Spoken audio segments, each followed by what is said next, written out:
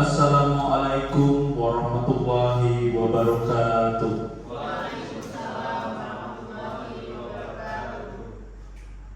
Puji syukur kita panjatkan kehadirat Allah Subhanahu wa taala, Tuhan yang Maha Esa. Karena atas berkat dan rahmat-Nya kita semua hari ini hadir di sekolah kita yang tercinta, SMA Negeri 5 Sungai Raya, dalam kondisi insya Allah sehat walafiat serta tidak kekurangan suatu apapun. Amin ya rabbal alamin. Baik,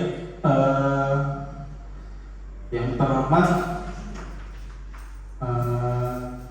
Bapak Wiro selaku PLT dari Kepala Sekolah SMA Negeri 5 Sungai Raya, serta Ibu Bapak Dewan Guru yang saya banggakan, yang saya cintai. Sebelum kita memulai kegiatan, izinkan saya membacakan susunan acara terlebih dahulu agar kita semua bisa melaksanakan kegiatan hari ini dengan baik. Baik, yang pertama acara pembukaan dengan membaca basmalah. Lalu yang kedua itu doa yang nanti akan dipimpin oleh Bapak Nopi Suhadianto.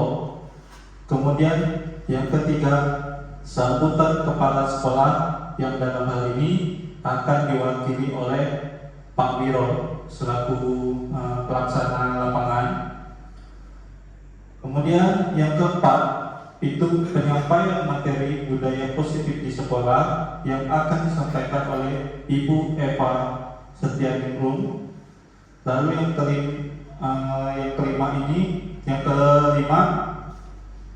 sebenarnya ini kegiatan diskusi dan tanya jawab serta kesimpulan materi, serta yang keenam adalah kegiatan penutup. Baik, untuk memulai kegiatan kita pada hari ini, marilah kita membaca basmalah.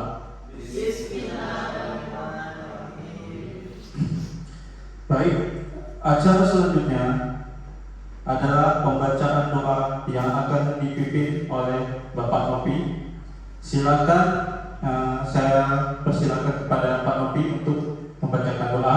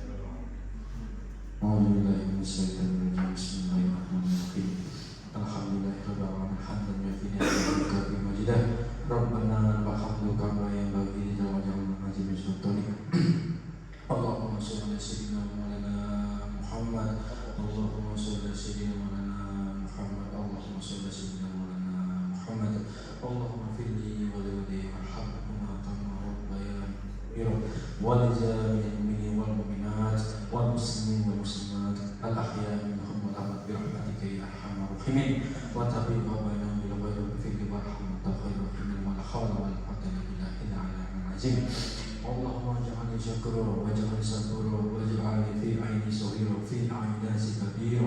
Allahumma nas'aluka salamatan fid din wal akhirah wa afiyatan fil jasad wa jannatan amin wa barakatan fil rizqi wa tawbatan qabla al-maut wa hudatan mu'matan ba'da al-maut.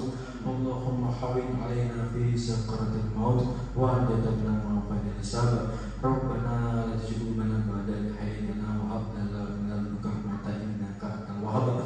Rabbana anfusana wa la taghfir lana lanakunanna minal khasirin. Rabbana atina fid dunya hasanah wa fil akhirati hasanah wa qina adzabannar. Wa sallallahu Muhammadin wa ala alihi wa sahbihi wa barik wasallam. Subhanaka rabbil izzati amma yasifun wa salamun ala mursalin walhamdulillahi rabbil alamin. Amin amin. Al-Fatihah.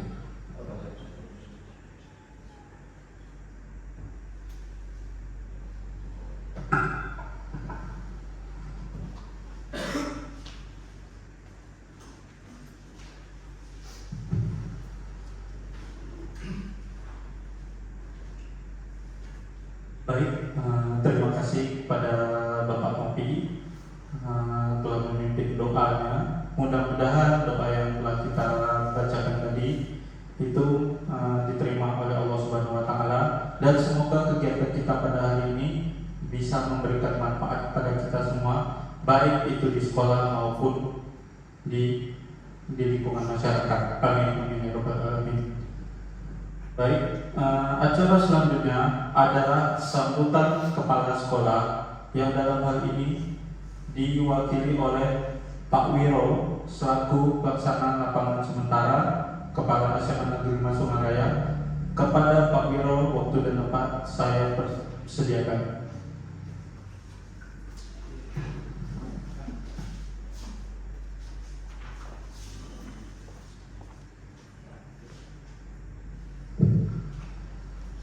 Bismillahirrahmanirrahim. Assalamualaikum warahmatullahi wabarakatuh.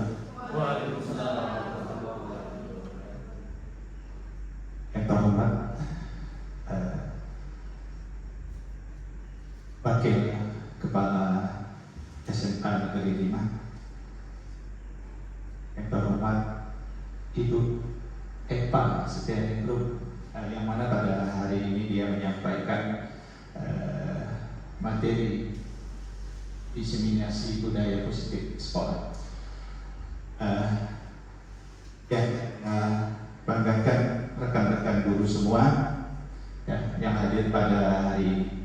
Alhamdulillah, kita panjatkan puji syukur kehadiran Allah Subhanahu wa taala, yang mana kita masih diberi kesehatan, kesempatan bersama-sama untuk menjalankan tugas kita, yaitu sebagai guru. Pertama, saya merasa bangga sekali karena ada guru kita yang insya Allah akan menjadi guru penggerak.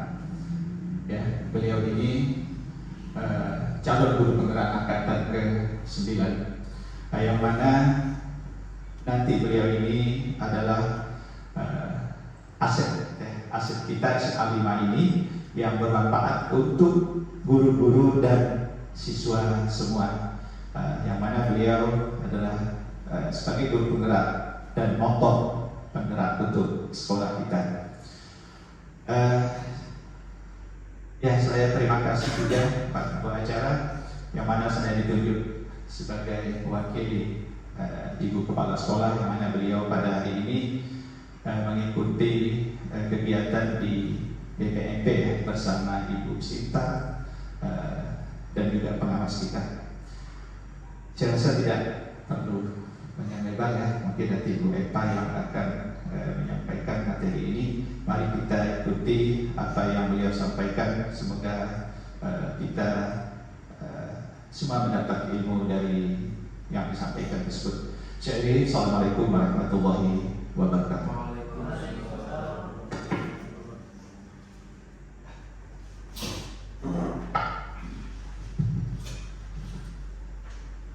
Baik, terima kasih kepada Pak Wiro atas kata sambutannya.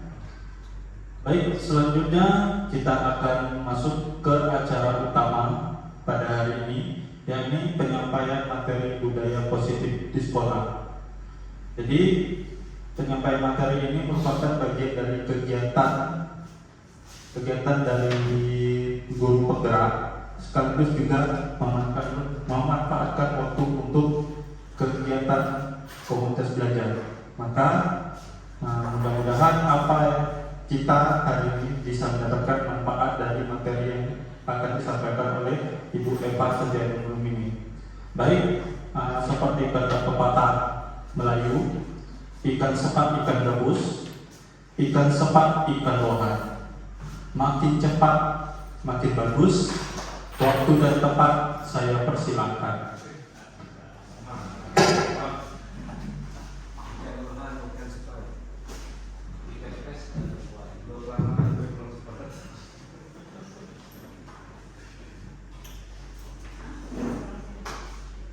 Bismillahirrahmanirrahim. Assalamualaikum warahmatullahi wabarakatuh.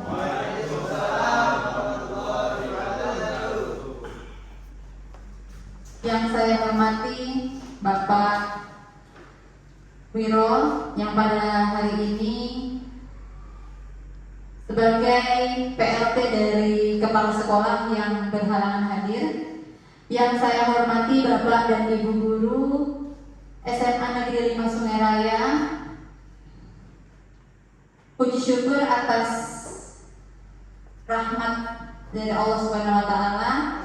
Pada hari ini kita masih diberikan rahmat sehingga kita bisa berkumpul di sekolah kita yang tercinta.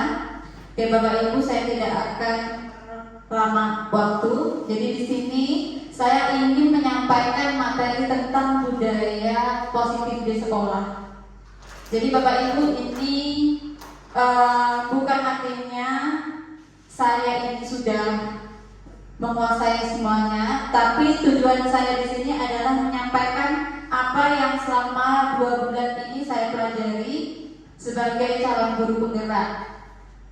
Dan apa yang akan saya sharingkan kepada Bapak Ibu pada kali ini, insya Allah sangat bermanfaat untuk kita semua, bagaimana dalam mengelola sekolah dan bagaimana kita ketika berhadapan dengan anak didik kita di sekolah. Oke, saya langsung saja ya Bapak Ibu.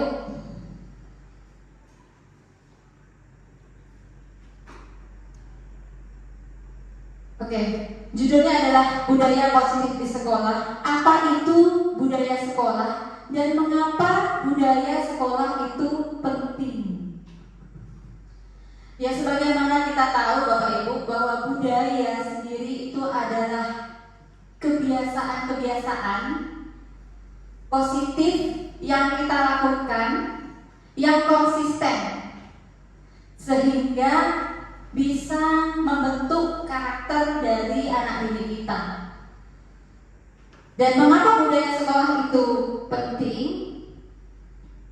Ya, jadi budaya ini sangat penting ya, karena dia berisi tentang nilai-nilai, kemudian keyakinan, kemudian kebiasaan di sekolah kita yang berpihak kepada murid, sehingga murid kita bisa berkembang menjadi pribadi yang kritis dan penuh rasa hormat juga tanggung jawab. Jadi kita sebagai guru, kita harus bisa bagaimana kita memunculkan budaya-budaya positif di sekolah. Dengan apa? Dengan kita melakukan kebiasaan-kebiasaan yang sederhana, namun kita lakukan secara konsisten, ya, hingga pada akhirnya nanti bisa menjadi kebiasaan dan mengakar kepada anak-anak kita, sehingga bisa menjadikan anak-anak kita berkembang menjadi pribadi sesuai dengan apa yang kita harapkan, Bapak Ibu. Ya, jadi kita sebagai fasilitator di sekolah, bagaimana caranya kita untuk mengajak, untuk membimbing anak kita untuk melakukan hal-hal positif di sekolah. Oke, jadi pada kegiatan ini saya akan menyampaikan materi-materi berikut yang terkait dengan eksplorasi konsep budaya positif di sekolah.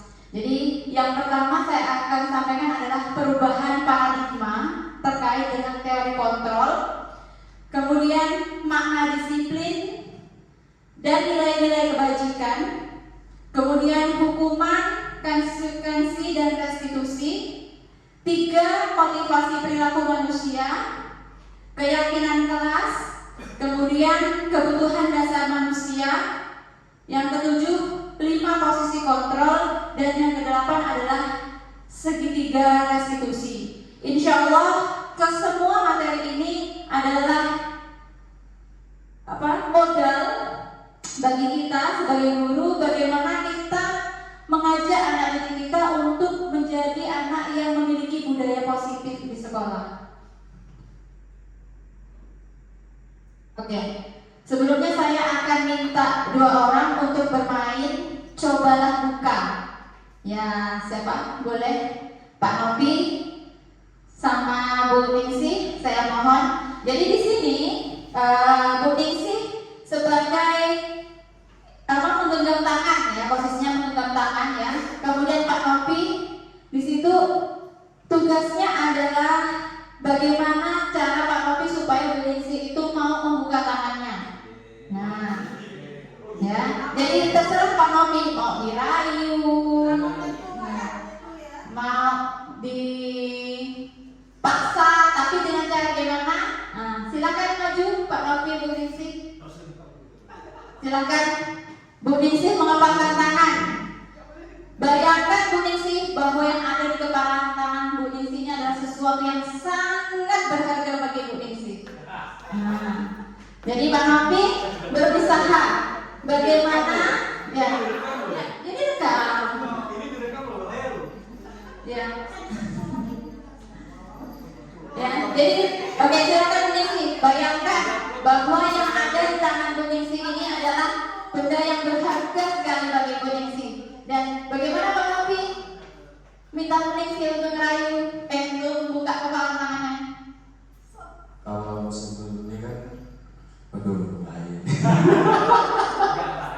Tidak bahaya lah. Saya rayu dulu dengan pantun kali ya. Tadi kita rayu dulu dengan pantun. Oh. Pergi ke pasar membeli itu. Cakep. Tidak lupa membeli tempayan. Wahai Ningsih yang cantik, Hei. tangan. Gak mau dia Bel, cari gimana lagi Bel? Gak mau. Biar hubungan tidak putus, gue 100. Oke, gimana Bu Ningsih? Gimana Bu Ningsih? Bersedia nggak membuka tangannya? Hah? Terserah Bu Ningsih. Saya tidak akan mengintervensi apakah harus membuka atau menutup. Ya, Pak Nopi masih berusaha. Jadi ibu, kalau bapak ibu semua di ramalan, nah di telapak tangan kita tuh sebelah kiri tuh, kalau yang bagus tuh jodohnya dia nyatu. Tapi kita lihat di sini, enggak nyatu dia. Tapi gimana kalau kita lihat sebelah kanan dulu? Coba lihat sebelah kanan. Gimana? Coba lihat dulu, mau nengok lagi dulu. Karena ini nih. Terbuka atau tidak? Coba lihat dulu. Oke, terima kasih. Tepuk tangan untuk Pak Nopi dan Bu Ningsih. Oke, itu sebenarnya ilusi ya Bapak Ibu. Ya. Jadi bagaimana Pak Nopi? Wah, Pak Nopi berhasil. Ya, Pak Nopi berhasil untuk membuka tangan Mbak Ningsih. Oke, sebenarnya apa yang barusan dilakukan oleh rekan kita Pak Nopi dan Bu Ningsih itu adalah sebuah ilusi Bapak Ibu. Ya, jadi saya tidak minta Bu Ningsih buka atau tidak buka. Nah, itu adalah hak atau itu adalah kontrol dari Bu Ningsih sendiri. Ya. Jadi apa yang disimpan Bu Ningsih? Apakah Bu Ningsih ingin membuka tangannya atau Bu Ningsih tidak akan membuka tangannya? Itu pada dasarnya bukan karena Pak Nopi, ya kan? Akan tetapi, ya, hal itu adalah karena Bu Ningsih bersedia untuk membuka tangannya, Bapak Ibu. Jadi itu yang seringkali kita sebagai guru, ya. Yang pertama, ketika kita mengontrol murid, kita menyuruh murid mengerjakan tugas, kita menyuruh murid kita untuk menyapu, untuk berpakaian rapi, bersepatu hitam dan lain sebagainya. Lalu mereka melakukannya, pada dasarnya itu bukan karena kita sebagai guru bisa mengontrol mereka. Akan tetapi anak-anak kita yang bersedia untuk dikontrol. Ya. Jadi ini adalah beberapa hal yang sering terjadi bahwa orang dewasa punya hak untuk memaksa. Ya, pada dasarnya tidak begitu. Ya, jadi anak kita itu memiliki hak sendiri atau memiliki keinginan apakah dia ingin lakukan atau tidak, apakah dia mau dikontrol atau tidak. Ketika saya menyuruh anak-anak untuk mengerjakan tugas, kemudian mereka mengerjakan tugas dan dengan tepat waktu, bukan artinya saya berhasil mengontrol mereka, bukan. Tapi karena anak-anak kita bersedia untuk Ya, yang kedua ada ilusi guru mengontrol murid. Ya itu tadi sudah saya contohkan. Selanjutnya kritik dapat menguatkan karakter.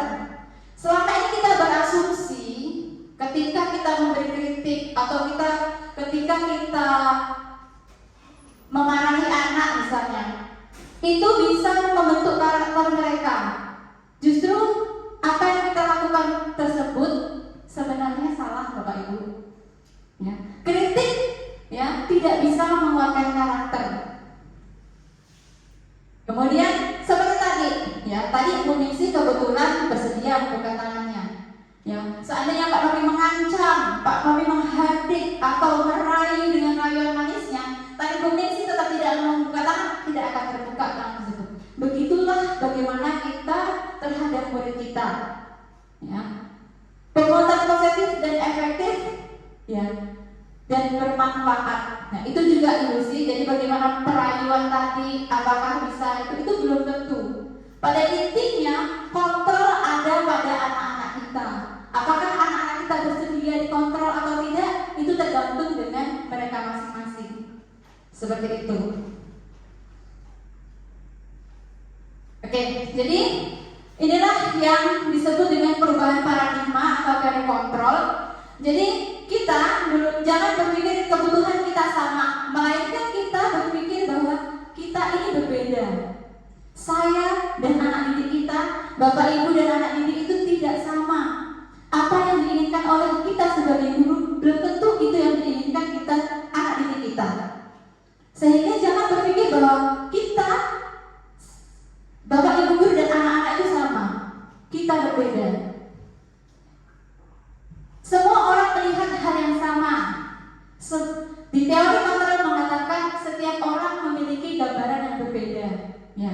Jadi sama seperti yang nomor 1. Jadi kita itu memiliki gambaran yang berbeda. Mungkin ketika Pak Feldi melihat ruangan ini, oh ruangan ini bersih misalnya. Tapi ketika Pak Wiro memandang ruangan ini, oh mungkin punya pendapat lain. Jadi tidak selamanya apa yang kita lihat walaupun barangnya sama, tapi dari sisi mana? Nah begitulah kita dengan orang lain, termasuk bagaimana kita terhadap anak didik kita. Kemudian di stimulus respon mengatakan kita mencoba mengubah orang agar berpandangan sama dengan kita. Bisakah? Ya. Jadi kita berusaha, jadi lebih baik ya kita tidak melihat dari sisi pandang kita, tapi bagaimana kita melihat dari sisi pandang yang lain. Ya mungkin orang lain punya background yang berbeda dengan kita, begitu juga anak-anak kita. Kemudian orang lain bisa mengontrol saya, hanya Anda yang bisa mengontrol diri Anda. Oke, jadi di teori kontrol mengatakan bahwa kitalah yang mengontrol diri kita. Anak-anak lah yang mengontrol diri anak-anak. Ketika anak-anak melakukan apa yang dilakukannya sesuai dengan perintah kita, bukan artinya kita berhasil, tapi memang anak-anak yang bersedia untuk melakukan apa yang kita minta. Kemudian saya bisa mengontrol orang lain, sama, tidak bisa. Tadi sudah kita buktikan. Oh tadi bisa kebetulan karena itu Bu Ningsih bersedia. Kalau Bu Ningsih tidak bersedia, ya tidak bisa. Ya belum tentu. Anda tidak bisa mengontrol orang lain. Ya. Pemaksaan ada pada saat bujukan gagal. Ya. Ketika dulunya kita kalau dibujuk anak nggak bisa, akhirnya kita memaksa. Sekarang kita harus merubahnya. Jadi bagaimana berkolaborasi, ya, menciptakan pilihan-pilihan yang baru. Ya, jadi itu ya Bapak Ibu. Belum tentu. Oke. Yang selanjutnya adalah apa makna disiplin. Oke Bapak Ibu, ketika Bapak Ibu mendengar kata disiplin, apa yang ada dalam benak Bapak Ibu? Tepat waktu.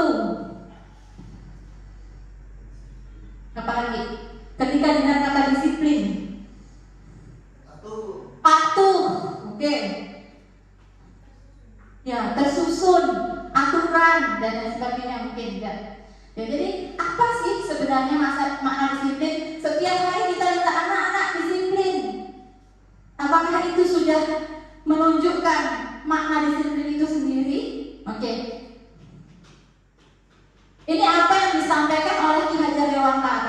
di mana ada kemerdekaan, disitulah harus ada disiplin yang kuat. Sungguh pun disiplin itu bersifat self-disiplin, yaitu kita sendiri yang mewajibkan kita dengan sekeras-kerasnya. Tetapi itu sama saja. Sebab jikalau kita tidak cakap melakukan self-disiplin, wajiblah penguasa lain mendisiplinkan kita. Dan peraturan demikian itu harus ada dalam suasana yang merdeka. Nah, makna disiplin ini bukan selama ini kita mungkin patuh, aturan dan lain sebagainya. Disiplin yang dimaksud oleh Ki Hajar Dewantara di sini adalah self-disiplin. Self-disiplin adalah kesadaran yang muncul dari dalam diri kita. Bukan karena aturan, bukan karena ancaman, bukan karena sesuatu hal kita melakukan tersebut, akan tetapi semua itu muncul karena keinginan kita. Ya, contoh di sini berangkat pagi. Setiap hari kita berangkat pagi ke sekolah.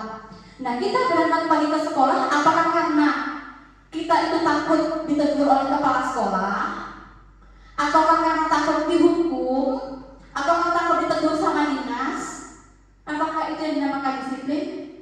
Jadi yang dimaksud disiplin di sini adalah kita menyadari bahwa kita melaksanakan datang ke sekolah pagi hari karena kita menghargai diri kita dan kita percaya dengan nilai-nilai kebajikan yang ada.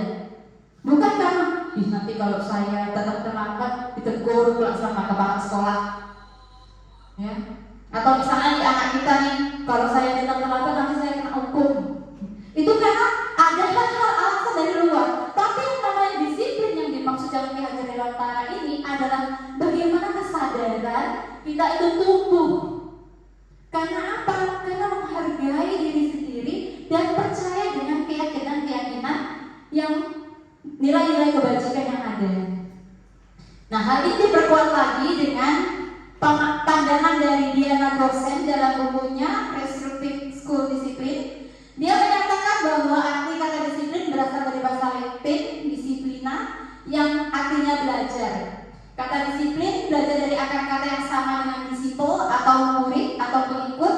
Untuk menjadi seorang murid atau pengikut seorang harus paham betul mengapa mereka mengikuti suatu aliran atau ajaran tertentu, sehingga motivasi yang terbangun adalah motivasi intrinsik, bukan ekstrinsik.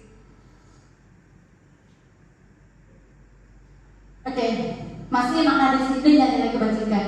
Seseorang yang memiliki disiplin diri berarti mereka bisa bertanggung jawab terhadap apa yang dilakukan berdasarkan tindakan mereka pada nilai-nilai kebajikan universal.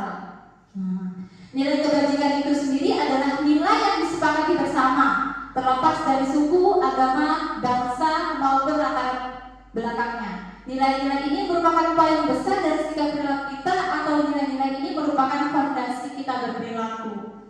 Jadi nilai kebajikan ini sifatnya sangat universal, Bapak Ibu. Ya, contoh satu misalnya saling menghargai, itu satu nilai kebajikan. Nah, apa tindakan kita yang mencerminkan tindakan saling menghargai sesama? Nah, itu harus timbul dari dalam diri, bukan karena ada faktor-faktor intrinsik lainnya.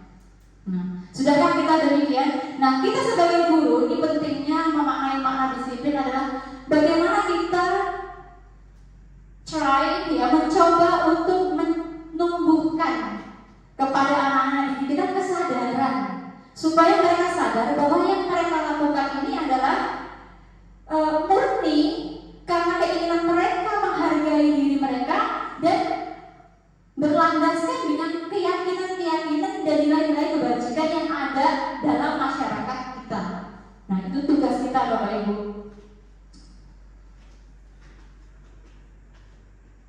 Oke. Nah, ini untuk dalam lingkup sekolah, nilai-nilai kebajikan yang kita dasarkan adalah di sini bagaimana kita menanamkan kepada anak-anak profil pelajar Pancasila, beriman dan bertakwa kepada Tuhan Yang Maha Esa, berakhlak mulia, mandiri, bernalar kritis, berkebinaan global, gotong royong dan juga kreatif. Nah, ini adalah tugas kita karena kita ruang lingkup sekolah. Ya pada dasarnya ada banyak sekali nilai-nilai kebajikan universal di dunia ini. Ya di bangsa Indonesia sendiri meyakini Pancasila. Nah itu adalah nilai-nilai kebajikan yang benar-benar kita yakini bahwa kita hidup di Indonesia ini ya berdasarkan dengan 5 sila tersebut.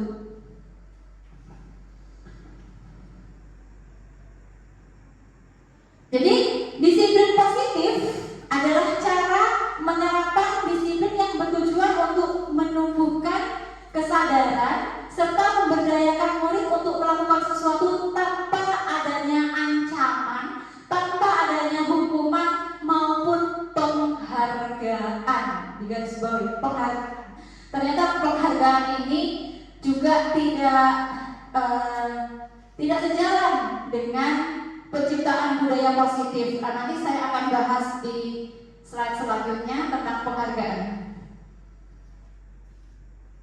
Oke. Selanjutnya Bapak Ibu, 3 motivasi perilaku manusia.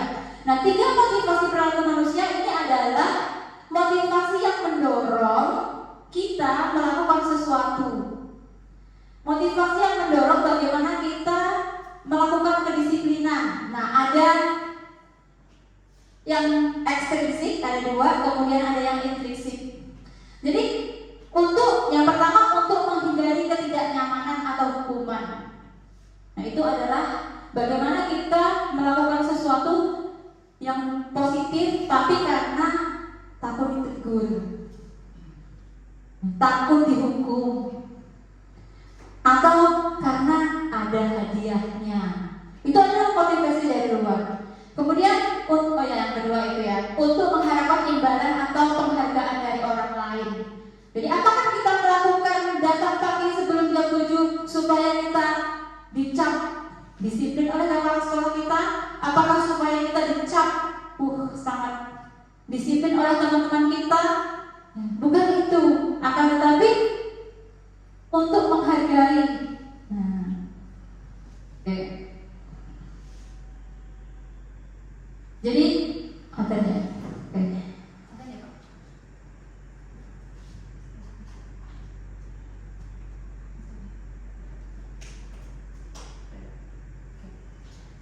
Jadi sekali lagi bahwa motivasi itu, nah sekarang kita ceritakan kepada diri kita. Ketika kita melakukan hal-hal yang positif, apakah karena kita takut dihukum, ataukah karena kita ingin mendapatkan sesuatu, ataukah karena kita menghargai diri sendiri dan kita yakin akan nilai-nilai kebajikan sehingga kita melakukan hal positif tersebut. Nah, yang mana? Yang terbaik justru yang pertama tentu saja yang kemana? Ke 3. Nah, jadi kita melakukan hal positif bukan karena ada faktor intrinsik akan diberi imbalan maupun hukuman, akan tetapi bagaimana kita itu memang yakin dengan nilai-nilai kebajikan itu sehingga itu munculnya adalah dalam bentuk kesadaran.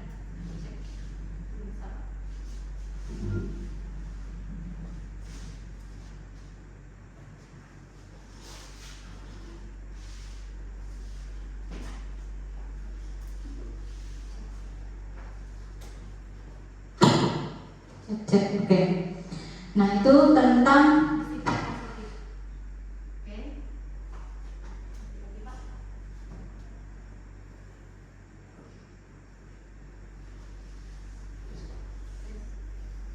Oke. Selanjutnya materi berikutnya adalah hukuman, konsekuensi atau restitusi. Nah, ini yang sering sekali kita lakukan di sekolah. Apakah kita memberikan hukuman, apakah konsekuensi ataukah restitusi. Nah, jadi Bapak Ibu ada 3 ketika kita memberikan penegasan kepada anak-anak kita. Apakah yang kita lakukan berupa hukuman ataukah konsekuensi ataukah restitusi. Jadi hukuman Bapak Ibu, hukuman ini bersifat satu arah dari pihak guru yang memberikan tanpa melalui kesepakatan, bersifat paksaan. Hukuman yang diberikan bisa berupa berupa hukuman fisik maupun hukuman psikis. Nah, sementara konsekuensi adalah sesuatu hal yang sudah disepakati bersama, walaupun di situ murid merasa tidak nyaman dalam jangka waktu yang pendek.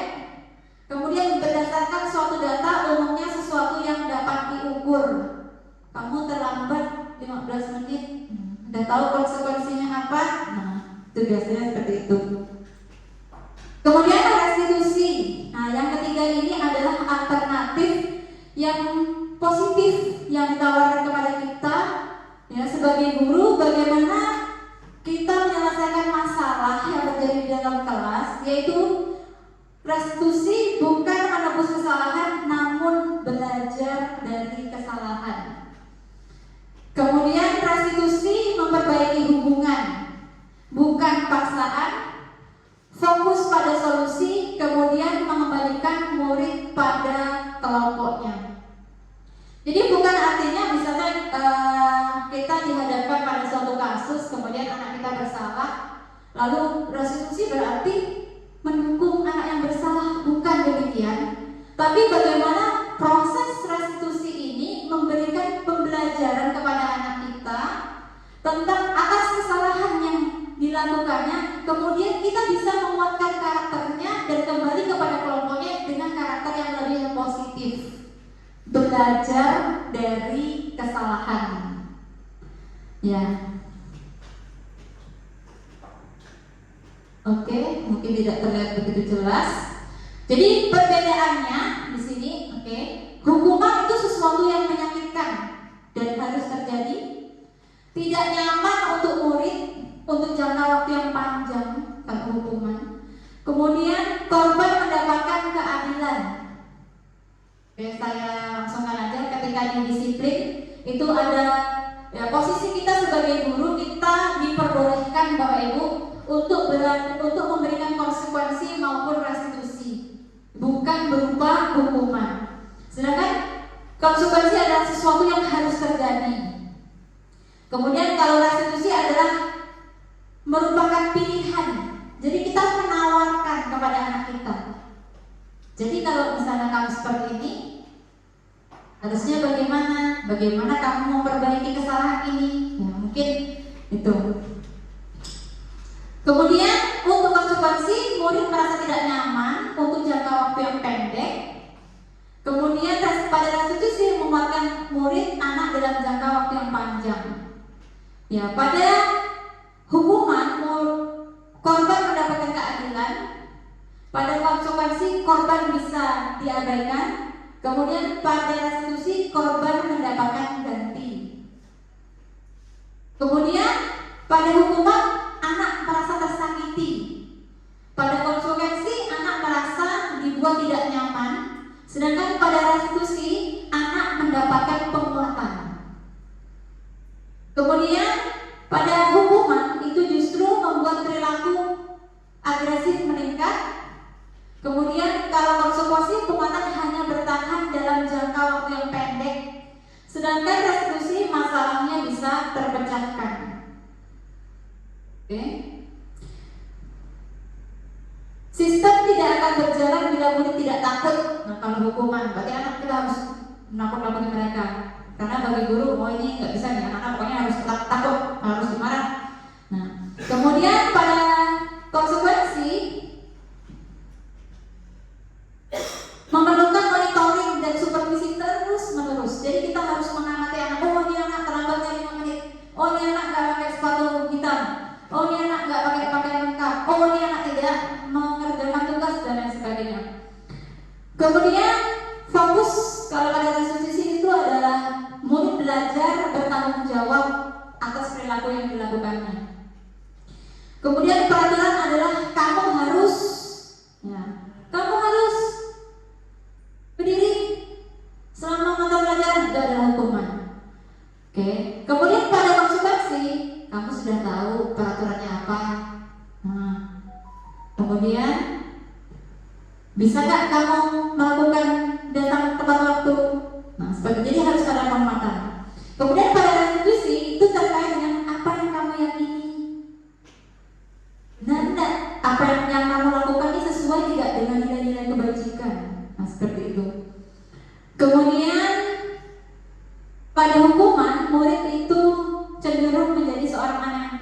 membenci peraturan, pada konsekuensi murid menghormati peraturan, sedangkan pada restitusi murid anak menghormati dirinya dan orang lain.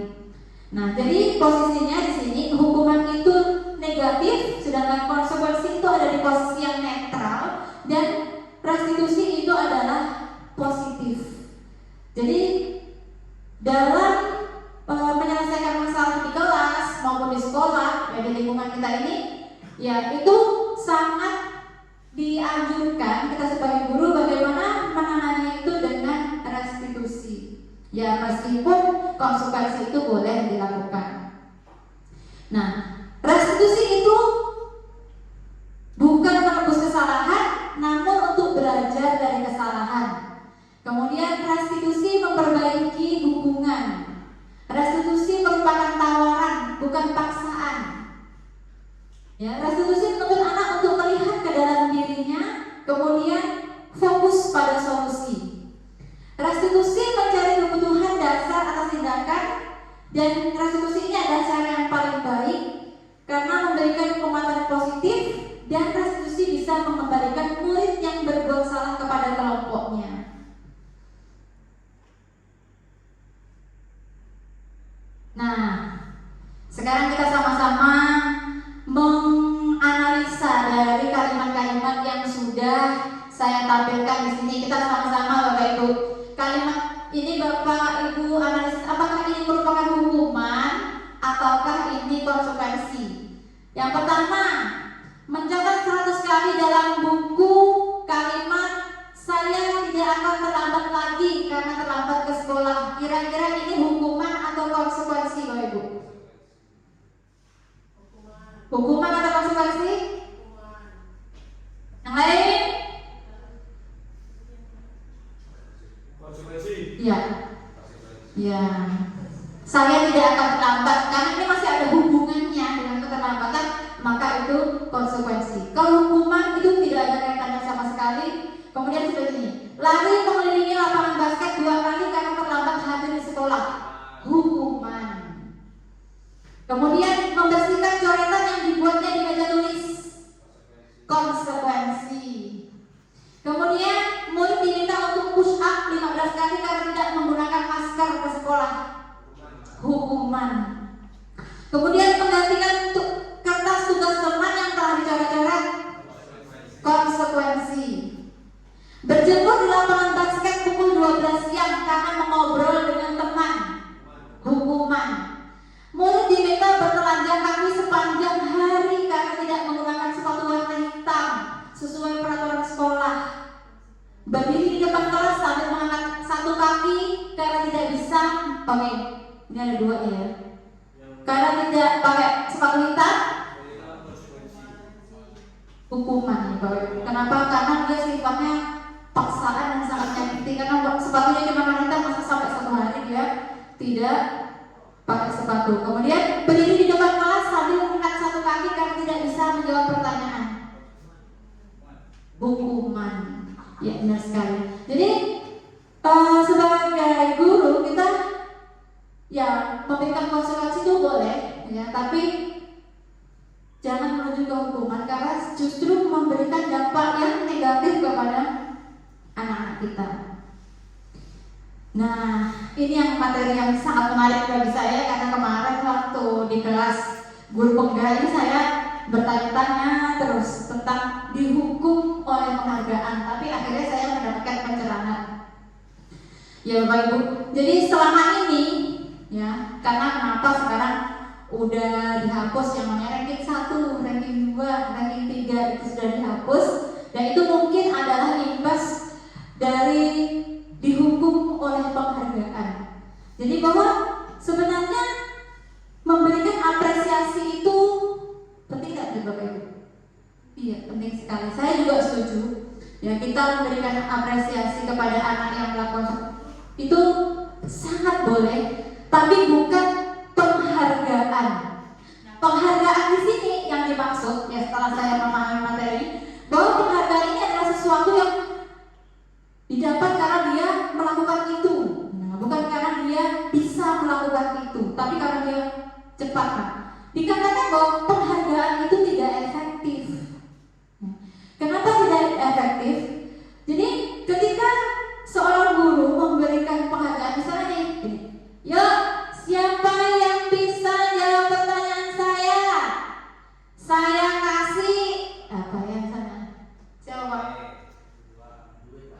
duit, misalnya gitu kan.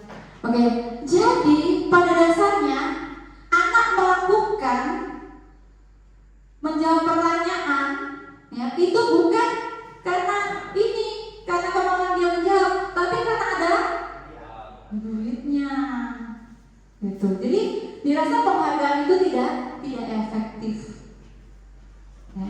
Jadi misalnya seperti ini, ada sebuah kasus, jadi di mana seorang guru memutarkan sebuah lagu, lagu apa ya?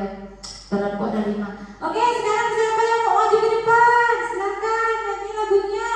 Tidak ada yang mau maju. Lalu ketika gurunya bilang, oke, yang mau ke depan saya kasih permen. Berebut anak didiknya itu untuk maju. Ya, tapi aslinya mereka itu bukan ingin maju untuk menampilkan kemampuan, tetapi karena permen. Karena ingin mendapatkan suatu penghargaan. Kemudian penghargaan itu merusak hubungan. Nah, hubungan ini yang dimaksud adalah ketika kita sebagai guru memberikan penghargaan, misalnya ini ranking 1 atau ini ranking 1 dan ranking 2, bisa saja merusak hubungan. Gimana? Nilai aku lebih tinggi daripada kamu, nah seperti itu. Ada yang seperti itu, ya kan? Nah, akhirnya timbul rasa iri, dengki sama temannya. Jadi dia dianggap penghargaan itu merusak hubungan. Kemudian penghargaan mengurangi ketepatan. Ya, gimana? Misalnya Pak Nopi ini suka memberikan proyek sama anaknya, saya lihat, ya kan, dalam mata pelajaran sejarah. Oke. Cek. Pak Nopi sering saya lihat membuat peta atau membuat sesuatu. Nah, bisa mengurangi ketepatan gimana? Yuk, siapa yang selesai duluan, Bapak kasih ini. Bukan karena sesuatu itu lengkap dan sebagainya, tapi mereka terburu-buru mengerjakan untuk selesai duluan supaya mendapat sesuatu dari Pak Nopi, sehingga penghargaan yang demikian itu dianggap tidak efektif dan tidak tepat mengurangi ketepatan. Begitu juga dengan kualitas, karena Pak Nopi ingin memberikan sesuatu dengan anak yang cepat bikin petanya, ya kan? Akhirnya anak itu tidak memperhatikan apakah peta yang saya suruh bikin ini sudah benar, bagus, sesuai dengan ya peta yang ada. Tapi mereka melakukan itu karena mereka ya cepat selesaikan, soalnya dia selesai dulu sama Pak Nopi akan dikasih ini, seperti itu. Jadi mengurangi kualitas, ketepatan, dan juga mematikan kreativitas. Mereka yang diberikan dalam jangka waktu tertentu itu sangat mungkin memunculkan kreativitas yang lebih bagus. Dan namun baterainya habis tadi itu, baterai limit. ya, Soalnya tadi pagi. ya kan? Ya, jadi mereka tidak ingat lagi dengan kreativitasnya apa. Yang penting saya segera mengumpulkan, karena kalau saya cepat mengumpulkan petanya, Pak masih ini dengan kelompok kami bagaimana? Kemudian penghargaan itu menghukum. Cek.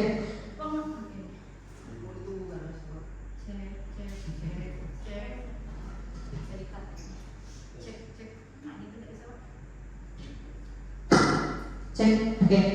Menghukum. Jadi anak yang ranking 1 misalnya ada beberapa 1, namun yang merasa ranking 2 ini merasa saya nih masih kalah dengan yang ini. Begitu juga yang ranking 3, saya masih kalah dengan yang ini. Saya lebih buruk daripada dia. Saya lebih buruk daripada ini. Saya lebih buruk daripada ini. Itu menimbulkan perasaan yang demikian dengan di hati anak-anak, sehingga yaitu dihukum oleh penghargaan. Cek. Kemudian pengaruh jangka panjang dan jangka pendek. Cek. Penghargaan efektif jika kita menginginkan seseorang melakukan sesuatu yang kita inginkan dalam jangka waktu pendek. Ini efektif, nanti mereka cepat. Nah, jika kita melakukan penghargaan lagi dan lagi, maka orang tersebut akan bergantung dengan penghargaan yang diberikan serta kehilangan motivasi intrinsik dari dalam dirinya. Karena dia hanya pokoknya dapat hadiah dari Pak Nopi, dapat hadiah dari Mas Gesang kalau cepat. Bukan karena kesadaran bahwa saya ingin melakukan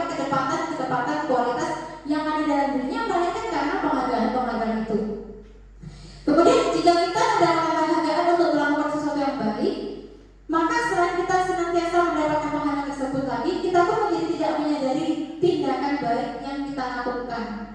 Ya, karena fokusnya cuma karena ingin mendapatkan sesuatu. Nah, jadi terus-terusan karena ingin naik jabatan, karena kepingin dihargai dan lain sebagainya. Nah, kemudian materi selanjutnya adalah keyakinan kelas. Kenapa keyakinan kelas? Apa perbedaan keyakinan kelas dengan peraturan atau kesepakatan kelas? Nah, jadi bagaimana kita menumbuhkan motivasi intrinsik dari dalam diri anak-anak yang untuk melakukan hal-hal positif itu, bagaimana caranya adalah dengan keyakinan kelas atau dengan keyakinan sekolah. Ya, menurut saya ini sangat bagus sekali. Nanti mungkin bisa kita agendakan ya, ketika kita menerima murid baru di awal pembelajaran, kita bisa membentuk dulu keyakinan kelas apa yang harus diyakini setiap siswa, guru, dan anggota di sekolah kita. Nah, seperti itu. Apa perbedaannya dengan keyakinan dengan kesepakatan? Kesepakatan kelas lebih rinci dan detail. Kesepakatan kelas konkret dan mirip dengan peraturan. Sementara keyakinan kelas sifatnya abstrak, berisi nilai-nilai kebajikan yang diyakini secara universal. Sementara nilai-nilai kebajikan adalah nilai-nilai yang disepakati, baik tersirat maupun tersurat, terlepas dari latar belakang suku, agama, negara maupun bangsa. Jadi kesepakatannya misalnya tidak boleh berbicara di dalam kelas, begitu.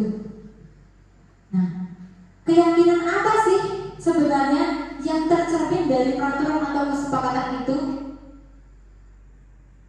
Saling menghargai, contohnya seperti itu. Nah, nanti Bapak Ibu ya, untuk penerapan budaya positif nanti kita mengikuti prosedur keyakinan kelas ya. Jadi ini sangat bagus banget ya, wali kelas terutama Bapak Ibu yang wali kelas. Jadi bagaimana kita mengimplementasikan atau bagaimana kita mengarahkan anak supaya memiliki kesadaran itu, kita harus membentuk yang namanya keyakinan kelas terlebih dahulu. Nah, kalau saya pandang kemarin saya lihat kawan-kawan SD itu mereka karena pegangnya adalah guru kelas gitu ya. Jadi mereka langsung mempraktikkan di kelasnya masing-masing. Bentuk keyakinan kelas, yakini bersama. Dan insya Allah karena itu bersumber dari keyakinan dan nilai-nilai kebajikan, maka kita belajar menuntut anak untuk sadar. Bukan karena takut, bukan karena penghargaan atau dan lain sebagainya, namun kita membiasakan pada anak-anak kita untuk meyakini bahwa misalnya keyakinan saling menghargai. Nah, perbuatan-perbuatan yang dilakukan itu yang berlandaskan dengan nilai saling menghargai tersebut. Nah, materi selanjutnya adalah 5 kebutuhan dasar manusia. Nah, jadi apa yang dilakukan anak-anak kita? Kita sering ya menghadapi banyak kasus ya. Jadi itu semuanya adalah sumbernya dari kebutuhan dasar manusia. Kita harus sebagai guru harus bisa mengenali apa sebenarnya kebutuhan dasar yang belum dia dapatkan dan bagaimana jika kebutuhan dasar itu salah satunya tidak terpenuhi. Nah, jadi manusia pada umumnya ini memiliki 5 kebutuhan dasar, yaitu bersifat fisiologis dan pertama kebutuhan bertahan hidup ya. Bersifat fisiologis misalnya kesehatan, rumah, ya makanan, ini adalah kebutuhan yang pertama. Kebutuhan yang kedua adalah kasih sayang ya. Kemudian meliputi kebutuhan akan hubungan dan koneksi sosial, kebutuhan untuk memberi dan menerima kasih sayang, dan kebutuhan untuk merasa menjadi bagian dari suatu kelompok. Oke. Kemudian kebebasan. Ya, kebebasan ini adalah kemandirian atau kebutuhan seseorang dalam mengendalikan arah hidupnya masing-masing.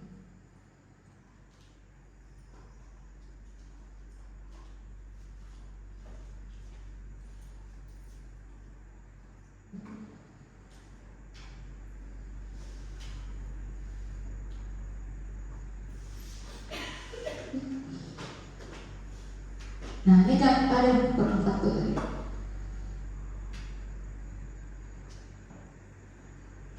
Kemudian kebutuhan yang keempat adalah penguasaan atau kemampuan. Nah, berhubungan dengan kekuatan untuk mencapai sesuatu, menjadi kompeten, menjadi terampil, diakui atas prestasi dan keterampilan kita, didengarkan dan memiliki rasa harga diri. Kemudian kebutuhan yang lain adalah mencari kesenangan, ya, yaitu bermain, tertawa dan lain sebagainya. Nah, ini saya satu aja, ya. Mari identifikasi masalah berikut. Saya bosan dengan pembelajaran di kelas karena mencatat terus, misalnya seperti itu. Nah, berarti kebutuhan apa yang kira-kira dibutuhkan yang tidak terpenuhi oleh anak tersebut? Saya merasa bosan. Kira-kira kebutuhan apa dari 5 tadi? Dari bertahan hidup, love and belonging, kasih sayang, kemudian kesenangan, kebutuhan, kekuasaan. Yang mana dari 5 tersebut? Kepuasan, kesenangan. Bisa.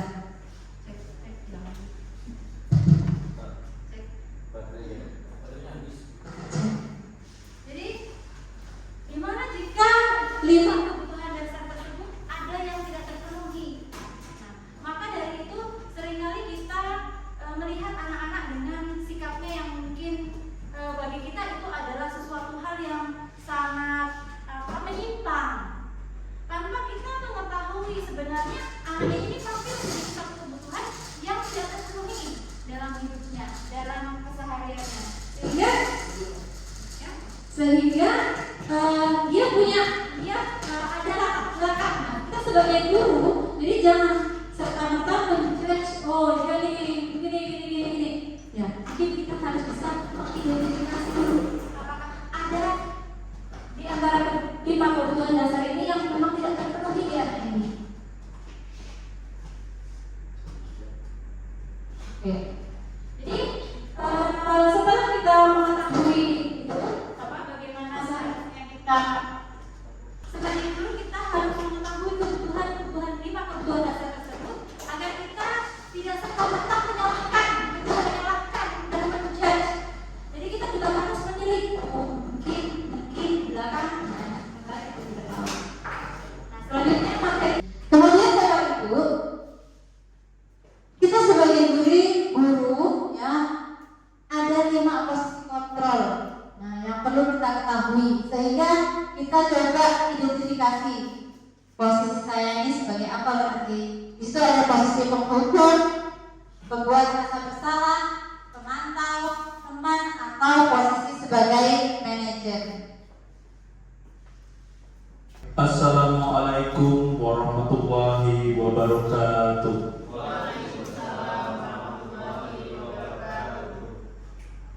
Puji syukur kita panjatkan kehadirat Allah Subhanahu wa Ta'ala, Tuhan Yang Maha Esa, karena atas berkat dan rahmat-Nya kita semua hari ini hadir di sekolah kita yang tercinta, SMA Negeri 5 Sungai Raya, dalam kondisi insya Allah sehat walafiat serta tidak kekurangan suatu apapun. Amin ya rabbal alamin. Baik, yang terhormat Bapak Wiro selaku PLT dari Kepala Sekolah SMA Negeri 5 Sungai Raya, serta Ibu Bapak Dewan Guru yang saya banggakan, yang saya cintai. Sebelum kita memulai kegiatan, izinkan saya membacakan susunan acara terlebih dahulu agar kita semua bisa melaksanakan kegiatan hari ini dengan baik. Baik, yang pertama acara pembukaan dengan membaca basmalah, lalu yang kedua itu doa yang nanti akan dipimpin oleh Bapak Nopi Suhadianto. Kemudian yang ketiga sambutan kepala sekolah yang dalam hal ini akan diwakili oleh Pak Wiro selaku pelaksana lapangan. Kemudian yang keempat itu penyampaian materi budaya positif di sekolah yang akan disampaikan oleh Ibu Eva Setianingrum. Lalu yang kelima sebenarnya ini kegiatan diskusi dan tanya jawab serta kesimpulan materi, serta yang keenam adalah kegiatan penutup. Baik, untuk memulai kegiatan kita pada hari ini, marilah kita membaca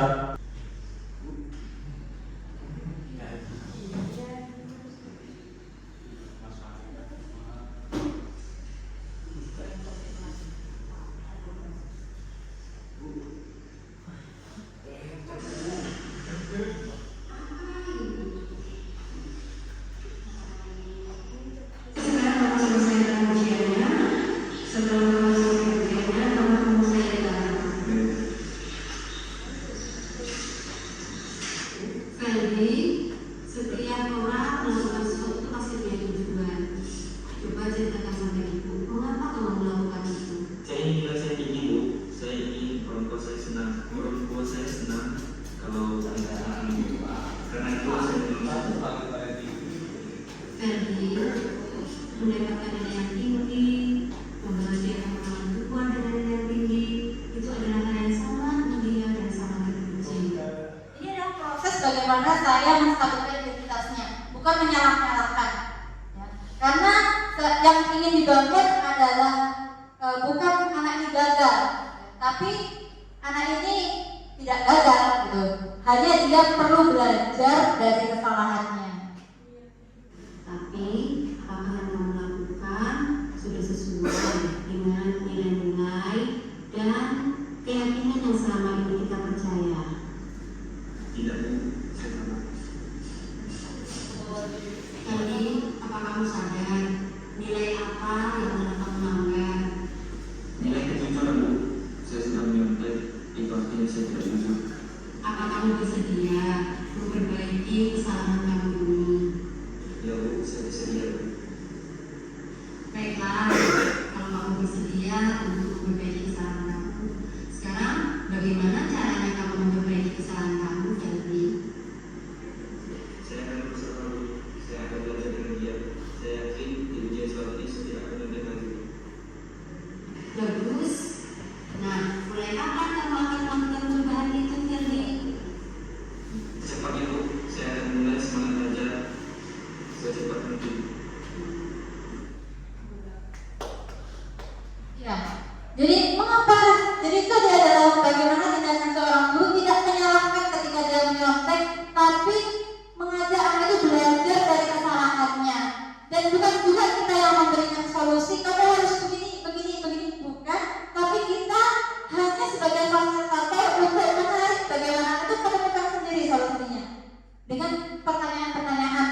Jadi yang seharusnya seperti apa? Seharusnya begini Bu. Nah, bersedia kamu perbaikinya? Bersedia Bu. Bagaimana caranya? Nah, itu berdasarkan dengan keyakinan dan nilai-nilai kebajikan yang kita punya. Mengapa solusi itu penting? Satu, karena rasa bersalah itu menguasai hati. Jadi kalau kita menyalahkan anak, ya mungkin ya saya sendiri sebagai guru mungkin masih ada sisi-sisi seperti itu, tapi itu harus pelan-pelan. Karena yang namanya budaya itu tidak muncul serta-merta terbentuk, tapi kita mulai sama-sama pelan-pelan menggeser ya cara-cara kita yang tidak berpihak kepada murid tersebut. Jadi anak yang merasa bersalah itu menguras energi, terus-terusan yang merasa dirinya bersalah. Kemudian mereka merasa itu gagal. Dan perasaan bersalah ini membuat anak bisa terperangkap pada masa lalu di mana tidak merasa aku udah nggak bisa apa-apa, aku salah, aku dihukum dan lain sebagainya. Oke, jadi itu Bapak Ibu. Jadi dari awal bagaimana paradigma kita, kemudian teori kontrol, kemudian itu semuanya adalah saling terhubung sampai pada posisi kontrol, kemudian bagaimana kita menyelesaikan permasalahan yang terjadi di sekolah. Nah, seperti itu. Saya rasa cukup materi dari saya tentang budaya positif. Mudah-mudahan ini bisa bermanfaat dan sama-sama ya Bapak Ibu, sekali lagi bahwa budaya itu bukan sesuatu yang serta-merta terjadi begitu saja, namun harus kita mulai dari hal-hal yang sederhana, hal-hal yang kecil, namun konsisten sehingga bisa mengakar kuat di hati kita juga anak-anak untuk menciptakan budaya sekolah kelas yang positif dan bisa bisa membuat anak kita itu nyaman dalam belajar. Sekian materi tentang destinasi budaya positif hari ini. Saya akhiri. Assalamualaikum warahmatullahi wabarakatuh.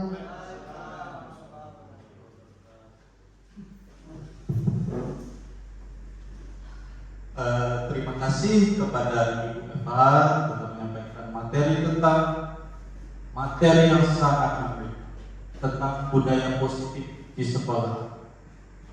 Nah, jadi pada dasarnya budaya positif itu berkaitan dengan bagaimana kita memperlakukan siswa agar mereka itu tidak sampai hilang jati dirinya.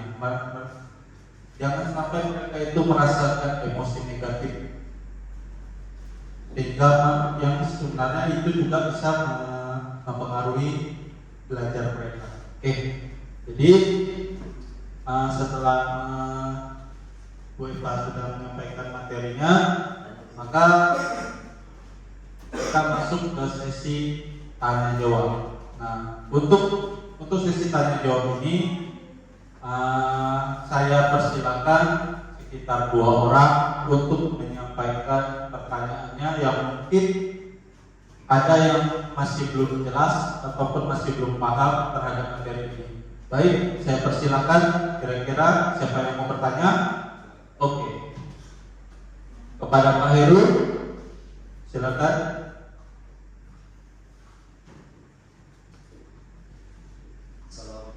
Assalamualaikum warahmatullahi wabarakatuh. Terima kasih kesempatan yang diberikan kepada saya. Materi tadi sangat bermanfaat dan banyak hal baru yang bisa saya ambil berkaitan ini, itu tentang hukuman, konsekuensi, institusi berkaitan dengan gimana cara disiplin positif atau disiplin yang disampaikan Ibu. Jadi di sini saya bertanya, seperti apa contoh langkah kecil yang bisa dilakukan untuk penerapan disiplin dalam sekolah, dalam lingkungan sekolah kita berkaitan dengan institusi.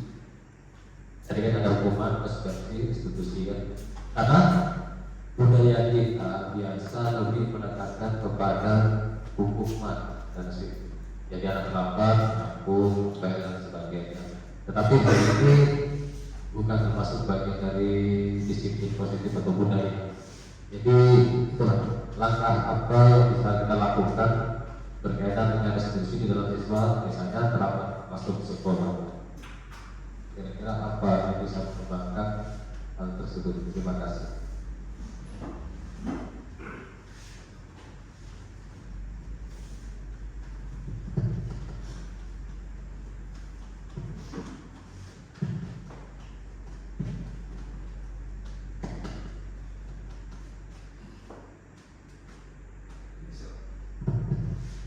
Cek.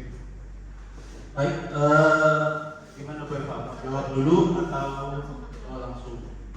Baik, satu pertanyaan lagi. Kira-kira apakah ada yang bertanya?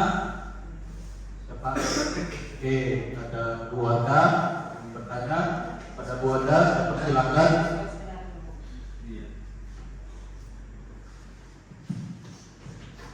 Ya, terima kasih kepada moderator. Assalamualaikum warahmatullahi wabarakatuh.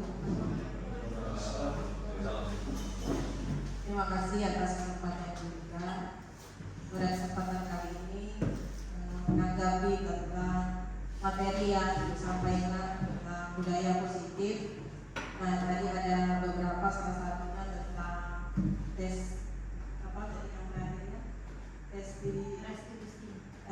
restitusi.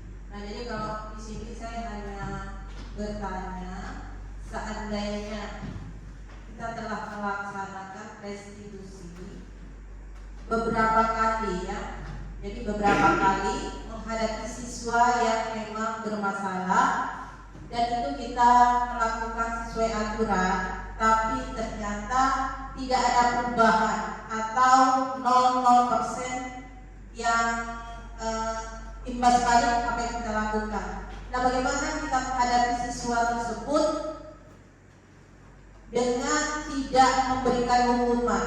Jadi kita hanya memberikan nasihat, pertanyaan, apa yang kira-kira harus dia lakukan, apa yang dia senangi, tapi ternyata itu hanya berlaku hari ke hari begitu saja, lewat seperti itu saja. Nah, jadi tindakan apa yang harus kita lakukan? Ya, terima kasih Bu Eva atas kesempatannya.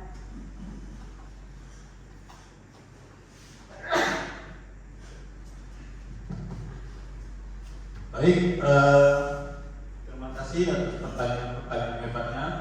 Jadi kalau boleh saya rangkum, jadi pertanyaan ini ada dua. Yang pertama dari Pak Heru berkaitan tentang contoh kecil dalam menegakkan disiplin di sekolah kita yang berkaitan, terutama yang berkaitan dengan tindakan restitusi. Benar ya? Seperti itu. Oke, lalu yang kedua, pertanyaan Bu Anda ini berkaitan dengan apa yang harus kita lakukan apabila kita sudah melakukan tindakan restitusi, namun siswa yang kita lakukan tindakan restitusi tersebut masih saja tidak ada perubahan, terutama dalam hal kedisiplinan di sekolah. Nah, apa yang harus dilakukan? Kurang lebih seperti itu ya. Oke. Baik, saya persilakan kepada Bu Eva untuk menjawab pertanyaannya. Kepada Bu Eva saya persilakan. Terima kasih saya ucapkan, ini pertanyaannya sangat realistis sekali karena yang ditanyakan itu memang sangat, itu yang kita hadapi ya. Kemudian pertanyaan contoh langkah kecil yang bisa kita lakukan untuk restitusi ya. Tadi kalau misalnya praktik restitusinya saya sudah ilustrasikan ya, kira-kira seperti itulah. Namun apa sih yang masih kita belum lakukan? Ya, ini sebenarnya terkait dengan apa yang pertanyaan Bu Anda. Jadi sekaligus saya jawab. Jadi Bapak Ibu, sebelum kita melakukan restitusi itu sebenarnya kita harus sama-sama satu keluarga SMA Negeri 5 ini sudah punya keyakinan yang sama. Jadi ketika melakukan proses restitusi itu nanti akan disandingkan dengan keyakinan yang kita yakini dengan nilai-nilai kebajikan yang ada. Nah, namun kalau misalnya kita lihat kembali ke diri kita, ya, mungkin yang belum kita bentuk ini adalah keyakinan, ya, keyakinan bersama ini sehingga anak-anak ini belum ada sandaran.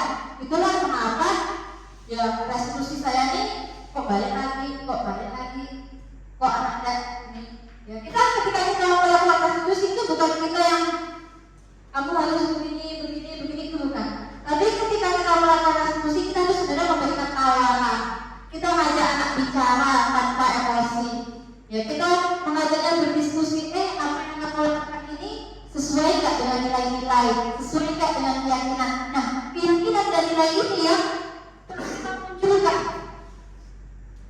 Ya, jadi kalau misalnya sandarannya itu sudah ada keyakinan, sudah ada anak-anak sudah memahami nilai-nilai kebajikan, itu kalau saya mengikuti alur restitusi ini sebenarnya tidak gagal, pasti kita berhasil. Ya. Cuma yang menjadi PR buat kita salah satunya untuk menciptakan budaya positif ini adalah membentuk keyakinannya dulu. Itu PR kita Bapak Ibu.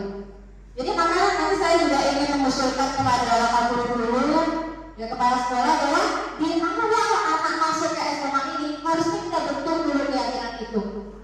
Sehingga jika terjadi apa-apa di tengah jalan, kita bisa melakukan proses restitusi dengan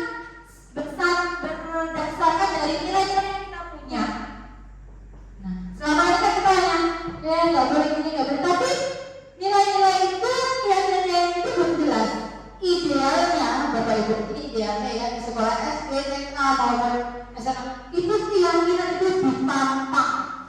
Ini loh keyakinan kita saling menghargai, saling menghormati. Ya misalnya kan toleransi ini, sehingga itu yang kita tanamkan, keyakinan itu yang kita tanamkan, ya. Jadi ini mungkin saya tanya kenapa kok gagal? Ya karena belum bisa dekat dengan keyakinan itu.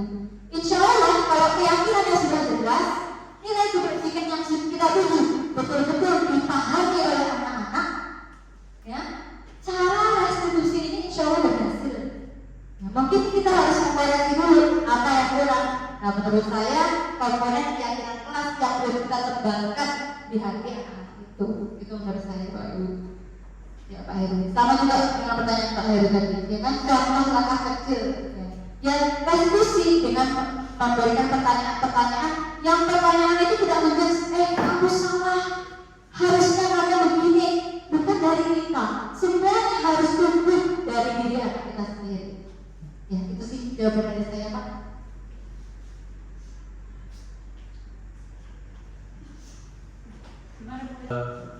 Bagaimana dengan Pak Heru dan keluarga?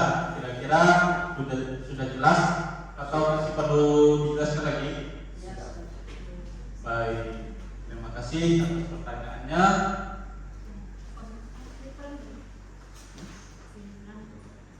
Baik, mungkin karena juga keterbatasan waktu, nah mungkin kita akan langsung ke bagian kesimpulan aja. Jadi dari materi yang diberikan Bu Eva, izinkan saya merangkum beberapa hal penting yang berkaitan dengan materi yang disampaikan. Baik, yang pertama, bahwa yang namanya budaya sekolah itu berkaitan dengan kebiasaan positif yang dilakukan oleh siswa atau warga sekolah dalam melaksanakan perbuatan-perbuatan yang baik di sekolah. Guru tidak memiliki kemampuan mutlak untuk mengontrol murid, akan tetapi merupakan hak siswa untuk bersedia diatur oleh guru dan dengan aturan-aturan sekolah. Lalu dalam perubahan paradigma dari teori stimulus respons kepada teori kontrol, hanya diri sendiri yang benar-benar mampu mengontrol diri sendiri dan tidak ada yang mampu mengubahnya kecuali diri kita sendiri.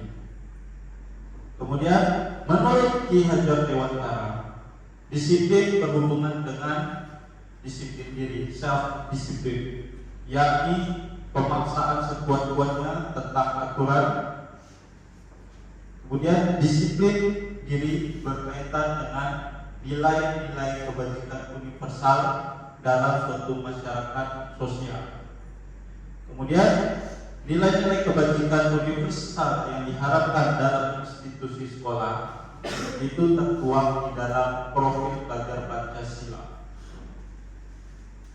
Kemudian disiplin positif dalam lingkungan sekolah ditujukan agar siswa dapat melaksanakan tindakan-tindakan yang diharapkan tanpa mengharapkan reward atau hadiah atau hukuman, melainkan karena sadar bahwa tindakan tersebut akan memberikan manfaat dan kebaikan.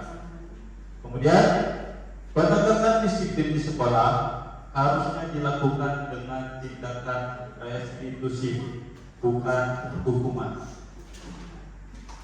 Kemudian penghargaan berbeda dengan apresiasi, karena penghargaan lebih banyak memberikan dampak negatif yang terselubung yang didapatkan oleh siswa. Kemudian yang terakhir, di antara banyak posisi kita sebagai guru dalam menegakkan disiplin sekolah, posisi sebagai manajer adalah yang paling baik, karena anak tidak akan merasakan emosi yang negatif dan belajar dari kesalahan yang telah dilakukannya. Oke, kurang lebihnya seperti itu kesimpulannya. Selanjutnya, baik, begitulah kesimpulannya. Jadi Mudah-mudahan materi yang kita dapatkan pada hari ini bisa bermanfaat bagi kita semua, tidak hanya guru, tapi juga memberi manfaat kepada siswa dalam rangka agar kita sebagai guru bisa memberikan treatment yang baik kepada siswa tanpa harus menghukum. Kurang lebih seperti itu. Baik, mungkin dari saya cukupkan sampai di sini. Saya tutup kegiatannya, dan sebelum saya menutup kegiatan, izinkan kembali saya membacakan pantun. Oke. Jadi yang pertama, pantun pertama. Ku ambil bulu bambu seikat, ku bawa jauh pasar Senen. Semoga kegiatan hari ini bermanfaat demi menjadi guru yang kompeten. Pergi ke pasar membeli selasi, pergi ke sana dengan motor hitam. Saya cukupkan, banyak-banyak terima kasih. Saya cukupkan sekian dan akhirul kalam. Assalamualaikum warahmatullahi wabarakatuh.